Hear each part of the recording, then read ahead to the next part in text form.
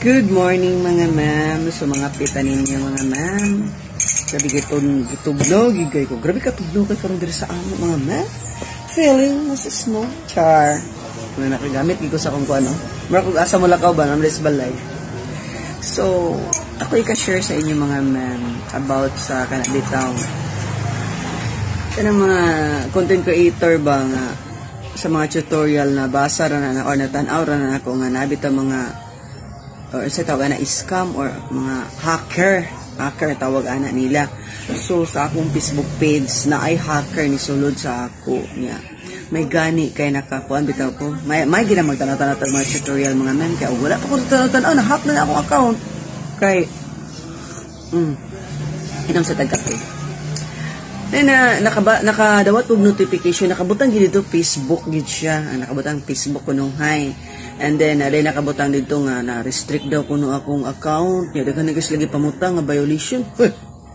So, kaya nakadungdung ko ba kung ala. Ang si Facebook, dili man mag-inana og naakay ka ng kuan. Og na-restrict magaling ang imong account.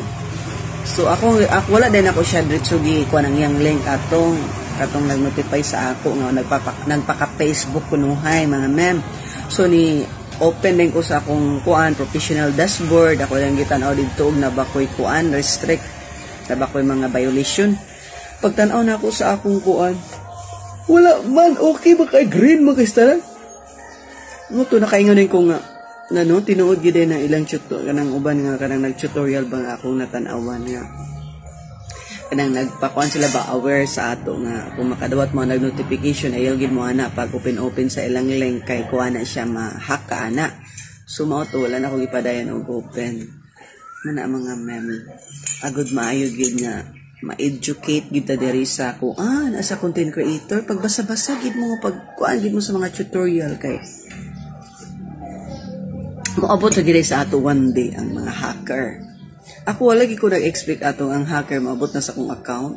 Gamay pa man kog ka ng followers unta sa akong kuan Facebook page pero tsada biya ang akong Facebook page gid nag-start ko ana og zero wala gid ko kanang followers ba so as of today na siya sa 1,600 kapin hapit na mag 17 and then daghan sad ang kuan nag-start ko sa walay mo tanaw hantod sa niabot na og kuan 700 viewers na atoy ko tag 200 viewers 100 viewers ina na ba so happy sad ka ba kay nanapag ko yung mga kuan adto mga tools nga na kuan ko na monetize na akong star partnership ug sa pato sa kay tulot to ka tools ang ako ang nakuan di may nalang baya pod kay kung ako'y na-stars nga gihatag sa akong Facebook page mo automatic ang income ana siya mosulod sa imong kuan Facebook profile o di ba so may nalang makadugang-dugang sa atong earnings mga ma'am